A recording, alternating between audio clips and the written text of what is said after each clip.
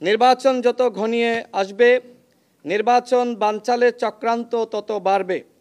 এরই অংশ হিসেবে আধিপত্যবাদী শক্তি ও শেখ হাসিনার নির্দেশনায় 2024 সালের ডামি স্বতন্ত্র এমপি কিংবা আওয়ামী লীগের পদপদবিতে থাকা নেতা, দশর, অর্থ যোগানদাতা এবং 24-এর ডামি নির্বাচনে সরাসরি সম্পৃক্ত ব্যক্তিরা নির্বাচনে অংশগ্রহণ করার চেষ্টা করছে। তাদের উদ্দেশ্য নির্বাচন করা নয়, বরং নির্বাচনের আগে ও নির্বাচনের দিন অরাজকতা সৃষ্টি করে নির্বাচন বানচালের মাধ্যমে আরেকটি ১/১১ সৃষ্টি করে আওয়ামী লীগকে ফিরিয়ে আনা। যেহেতু আওয়ামী লীগের সাংগঠনিক কার্যক্রম নিষিদ্ধ হয়েছে, নির্বাচনে অংশগ্রহণ করা, নির্বাচন উপলক্ষে গণসংযোগ করা ইত্যাদিও সাংগঠনিক কার্যক্রমের অংশ।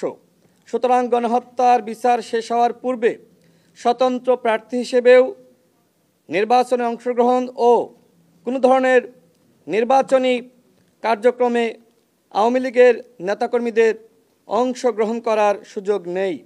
বরং আওয়ামী লীগের নেতাকর্মীরা স্বতন্ত্রভাবে নির্বাচন করার সুযোগ পেলে নির্বাচন কমিশনের হাত ধরেই আওয়ামী লীগ পুনর্বাসিত ও পালিয়ে থাকা আওয়ামী সন্ত্রাসীরা নির্বাচনী প্রচারণার নামে রাজপথে সক্রিয় হয়ে অরাজকতা সৃষ্টি করার সুযোগ পাবে। ডামি এবং স্বতন্ত্র হিসেবে অংশ নিয়েছে যারা আওয়ামী লীগের নেতা ছিল, যারা পদপদবিতে ছিল, তাদেরকেও আগামী ফেব্রুয়ারি মাসের নির্বাচনে অংশ নিতে পারবে না। এটি কোনোভাবেই সম্ভবপর নয়। যেহেতু আওয়ামী লীগের সাংগঠনিক কার্যক্রম নিষিদ্ধ হয়েছে, নিষিদ্ধ আওয়ামী লীগের কোনো নেতা যদি স্বতন্ত্রভাবে নির্বাচন করার সুযোগ পায়, সেক্ষেত্রে লুকিয়ে থাকা, পালিয়ে থাকা আওয়ামী দুর্বৃত্তরা ওই স্বতন্ত্র প্রার্থীর পিছনে তারা কাজ করবে এবং নির্বাচনকে বানচাল করার চক্রান্ত করবে। আমরা কোনোভাবেই চাই না আগামী ফেব্রুয়ারি মাসের নির্বাচন বিতর্কিত হোক, বানচাল হোক এবং আওয়ামী লীগের ষড়যন্ত্রকারীরা নির্বাচন বানচাল করার মাধ্যমে আরেকটি ১/১১ তৈরি করার প্রেক্ষাপট সৃষ্টির সুযোগ পাক। যে কারণে আমাদের স্পষ্ট কথা, যারা আওয়ামী লীগের নেতা ছিল, যারা আওয়ামী লীগের পদে ছিল, যারা ২৪ সালের নির্বাচনে ডামি মামি স্বতন্ত্রভাবে অংশ নিয়ে গণতন্ত্রকে হত্যা করেছে, তারা কোনোভাবেই আগামী নির্বাচনে অংশগ্রহণ করার সুযোগ পাবে না।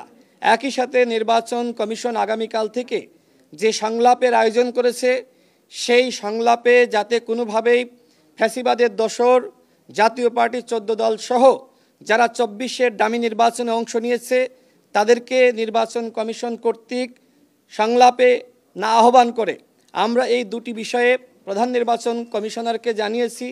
তিনি আমাদেরকে বলেছেন যে এই বিষয়ে নির্বাচন কমিশনের বৈঠকে তারা আলোচনা করবেন।